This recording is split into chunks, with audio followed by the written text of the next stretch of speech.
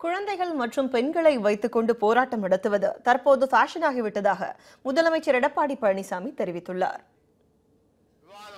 தமிழக சட்டப்பேரவையில் காவல்துறை மானிய கோரிக்கை விவாதத்தில் பேசிய காங்கிரஸ் சட்டமன்ற தலைவர் ராமசாமி, திருப்பூரில் மதுக்கடைக்கு எதிராக போராடிய பெண்ணை நடுரோட்டில் நேரடியாக காவல்துறை அதிகாரி தாக்கினார் என்று குற்றம் சாட்டினார். இதற்கு பதிலளித்த முதலமைச்சர், குழந்தைகள் மற்றும் பெண்களை வைத்துக்கொண்டு போராட்டம் நடத்துவது தற்போது ஃபேஷன் ஆகிவிட்டதாக கூறினார்.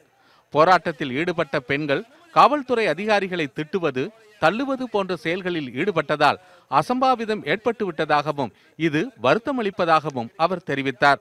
இதனை அடுத்து எதிர்க்கட்சி தலைவர் மு.க. ஸ்டாலின் பேசுகையில், ஜல்லிக்கட்டு போராட்டத்தின் போது ஆட்டோ கொளுத்தப்பட்டது, ஐஐடி போராட்டத்தின் போது மாணவியின் கை முறிக்கப்பட்டது மற்றும் கதிராமங்கலத்தில் நடைபெற்ற தடியடி என போராட்டங்களை ஒடுக்க காவல்துறை அத்துமீறுவதாக பட்டியலிட்டார். மனித உரிமை மீறல்களில் காவலர்களே ஈடுபடுவதுதான் ஜனநாயகமா என ஸ்டாலின் கேள்வி எழுப்பினார். இதற்கு பதிலளித்த முதலமைச்சர் எடப்பாடி பழனிசாமி, ஜல்லிக்கட்டு போராட்டம் தொடர்பாக விசாரணை ஆணையம் அமைக்கப்பட்டு விசாரணை நடைபெற்று வருவதாக குறிப்பிட்டார். அமைச்சர்கள் மீதும் முதலமைச்சர் மீதும் வழக்கு பதிவு செய்வதற்கு தேர்தல் ஆணையம், வருமான வரித்துறை பரிந்துரைத்தும் நடவடிக்கை இல்லாதது குறித்தும், குட்கா விவகாரத்தில் ஆளுநர் சபாநாயகருக்கு எழுதியுள்ள கடிதம் குறித்தும் ஸ்டாலின் சுட்டிக்காட்டினார். இதற்கு பதிலளித்த முதலமைச்சர், ஒரு நாளிதழில் அரசியல் விரோதம் காரணமாக எழுதி வைக்கப்பட்டதை எல்லாம் ஆவணமாக எடுத்துக்கொள்ள முடியாது என்றார்.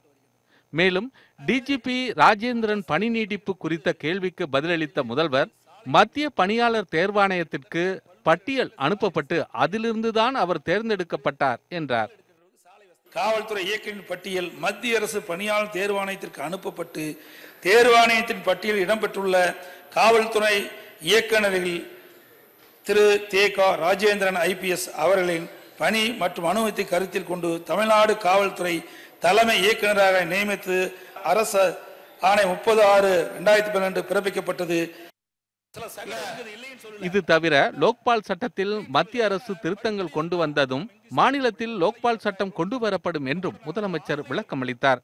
தமிழகத்தில் மொத்தமுள்ள 1289 காவல் நிலையங்களில் 659 காவல் நிலையங்களில் கண்காணிப்பு கேமராக்கள் பொருத்தப்பட்டுள்ளது என்றும் எஞ்சியுள்ள இடங்களில் விரைவில் பொருத்தப்படும் என்றும் அவர் தெரிவித்தார்.